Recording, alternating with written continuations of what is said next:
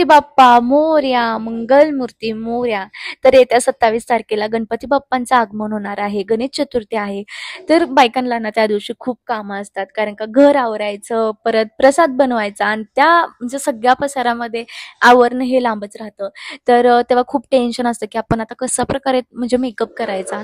तर टेन्शन नका घेऊ, कारण का आजच्या व्हिडिओमध्ये मी सिंपल, सोबर, सोपा आणि झटपटीत होणारा मेकअप मी तुम्हाला दाखवलेला आहे, जेणेकरून तुम्हाला काहीच प्रॉब्लेम होणार नाही किंवा टेन्शन येणार नाही. तर चला तर मग व्हिडिओला सुरुवात करूयात आपण. तर आता मी तुम्हाला इथं सांगू इच्छिते की मी माझी स्किन हे चांगल्या प्रकारे प्रेप करून घेतलेले, म्हणजे मॉइश्चरायझर लावले. त्याच्यानंतर मी ऑरेंज करेक्टर लावले, जेणेकरून डार्क सर्कल्स हे थोडेसे हाईड होतील. आणि आता मॉइश्चरायझर तुम्ही विचाराल की कोणत्या प्रकारचं वापरायचं, तर तुमची स्किन जर ऑइली असेल तर वॉटर बेस लावा, जर तुमची स्किन ड्राय असेल तर क्रीम बेस लावा. ओके. सो आपल्याला पहिल्यांदा चांगली प्रेप करून घ्यायची आहे, नंतर चांगल्या प्रकारचं ऑरेंज करेक्टर घेऊन चांगल्या प्रकारे ब्लेंड करून घ्यायचं, हातानेच करायचं. आता ह्याच्या म्हणजे ऑरेंज करेक्टर लावायला तुम्ही कोणत्या प्रकारचा ब्रश घेऊ नका. ब्रशने काय होईल की सगळं ऑरेंज करेक्टर निघून जाईल. सो जेवढं पॉसिबल होईल तेवढं तुमच्या म्हणजे बोटांनीच थोडंसं मर्ज करा. त्यानंतर मी काय केलंय, मी माझ्या स्किन टोनपेक्षा एक शेड लाइटर कन्सिलर घेऊन मी माझ्या डोळ्यांवरती लावले आणि ते छान प्रकारे ब्लेंड करून पावडरने सेट सुद्धा करून घेतलं होतं. आणि आजचा आय मेकअप खूप सोपा आहे, म्हणजे तुम्हाला काहीच तामझाम करायची गरज नाही. दिवसामध्ये आता ऑब्व्हियसली गणपती बाप्पा दिवसाचं आगमन होतं, त्याच्यामुळे मी कोणत्याही प्रकारचं ग्लिटर न वापरता एक सिंगल शेड घेतला होता, तो ऑरेंज कलरचा होता. तो फक्त आपल्याला चांगल्या प्रकारे ब्लेंड करून घ्यायचा आहे आपल्या डोळ्यांवरती. सो तेवढंच एक आहे की चांगल्या प्रकारे ब्लेंड करा. त्यानंतर आपल्याला लावायचं आहे लायनर. सो आजचा जो आय मेकअप आहे तो प्रॉपर डिपेंड आहे लायनरवर. जेवढा आपण ब्रॉड छान लायनर लावणार ना, तेवढा लुक वेगळा येणार. सो हा लुक जरासा वेगळा आहे. आपल्याला कोणत्याही प्रकारचं काजळ वापरायचं नाही, लायनर घ्यायचं चांगल्या कंपनीचं. तर ह्या ठिकाणी मी PSCचं लायनर घेतलं, तुमच्याकडे दुसरं कोणतंही असेल तरी चालेल. फक्त आपल्याला थोडंसं ब्रॉड लावायचं, जेणेकरून आपले डोळे मोठे दिसतील.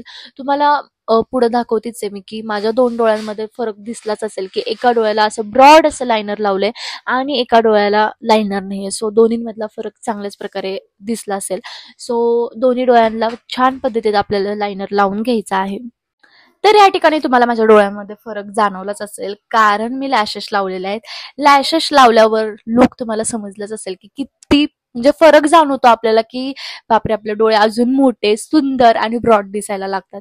आणि हा, आपण जर रेग्युलर बेसिसवर लॅशेस वापरत नसेल, अचानक आपलं काहीतरी फंक्शन आहे आणि त्याला आपण लॅशेस लावलं, तर बापरे खूप सुंदर दिसतात. मला असं वाटतं की लावा, खरंच त्याने खूप सुंदर असा लुक येतो. आणि त्याच्यानंतर मी लगेच घेतलेलं आहे फाउंडेशन. आता हे जे फाउंडेशन आहे ना, ते मेबलिनचं आहे. सो माझ्या शेडचं आहे, त्याच्यामुळे मी डायरेक्ट अप्लाय करते. जर तुमच्याकडे 2 शेड असतील तर तुम्ही सुद्धा मिक्स करून अप्लाय करू शकता. इव्हन तुम्ही BB क्रीम, CC क्रीम ते सुद्धा अप्लाय करू शकता. त्या फाउंडेशन आपल्याला जे आपण बेस लावलाय तो आपल्याला सेट करून घ्यायचा. त्याचं कारण खूप आहेत, जसं की क्रॅक पडू शकतो किंवा आपल्या डोळ्यांच्या खाली खूप लाईन्स असतात, त्याच्यामुळे बेस हटू शकतो किंवा हातांना सुद्धा लागू शकतो. सो आपल्याला ते पावडरने सेट करून घ्यायचं आहे चांगल्या पद्धतीत. त्याच्यानंतर मी माझं ब्लश लावून घेतलं होतं या ठिकाणी. ते शूट नाही झालं, बट मी एक ऑरेंज कलरचं ब्लश लावलेलं आहे. ब्लशचं ऍप्लिकेशन झाल्यानंतर या ठिकाणी मी करते powder contouring. So powder contouring काय असतं, की जर एखादा आता पूर्ण आपण फाउंडेशन ऍप्लिकेशन केल्यावर आपला जो बेस असतो तो एकदम चेहरा बेसमुळं आपला चेहरा प्लेन दिसायला लागतो. सो जे स्ट्रक्चर आहे किंवा आपल्या नाकामध्ये सरळपणा आहे किंवा जर खूप चबीनेस असेल तर आपल्याला जो कट आणायचा असतो गालाच्या मध्ये, सो तो कट किंवा जे मानेच्या खाली असं एक्स्ट्राचं फॅट साचलंय, तर जर असं थोडासा चेहरा आपल्याला स्लिम दाखवायचा असेल तर ते आपण ब्रॉन्झर किंवा कॉन्टरिंगने आपण कमी करू शकतो. तर या ठिकाणी मी हायलायटर लावून घेतलेला आहे आणि हायलायटरचं प्रमाण खूप कमी प्रमाणात ठेवलेलं आहे. त्याचं कारण मी तुम्हाला सांगते. ज्या आपल्या गृहिणी असतात त्यांना हायलायटर एवढं आवडत नाही. मी स्पेशली खूप जणांच्या रिक्वायरमेंट अशा बघितलेल्या आहेत की आम्हाला हायलायटर म्हणजे चमचमणारं नकोय, हायलायटर खूप जास्त नकोय आणि त्यात दिवसा मेकअप असणार आहे, त्याच्यामुळे एवढी हायलायटरची गरज आपल्याला लागणार नाहीये.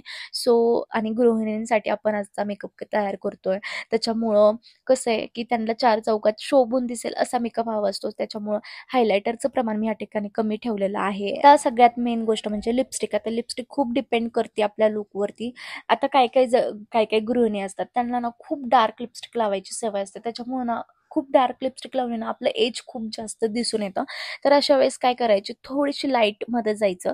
तर आजच्या आउटफिटनुसार मी काय केलं, आधी बॉर्डर करून घेतलेलं आहे ब्राऊन शेडमध्ये, आतमध्ये थोडंसं ऑरेंज पिंकिश शेड लावलं आणि त्याच्यावरती थोडंसं मी रेड कलरने एकदम हलक्या हाताने थोडंसं डॉट दिलेलं आहे, जेणेकरून ते मिक्स होईल आणि जे आउटफिट आहे आपलं त्याच्यावर सुद्धा सूट होईल. म्हणजे सणासुदीसारखं सुद्धा लुक येईल आणि खूप जास्त म्हणजे बोल्ड सुद्धा वाटणार नाही. सो नॅचरल अशी लिपस्टिक मी ॲप्लिकेशन करून घेतलेली आहे. तर मंडळी, पडलात की नाही तुम्ही ह्या मेकअपच्या प्रेमात? ह्याच्यावर तुम्ही कोणत्याही प्रकारचे हेअरस्टाईल करू शकता. अगदी सगळं काही तुमच्यावर सूट होणार आहे. आणि हां, हा व्हिडिओ आवडला असल्यास प्लीज लाईक करा, शेअर करा आणि कमेंट करा. आणि मला एक अजून गोष्ट जाणून घ्यायची की तुम्ही कोणत्या कोणत्या कोपऱ्यातून हा व्हिडिओ बघता हे मला नक्की कळवा. Thank you for watching.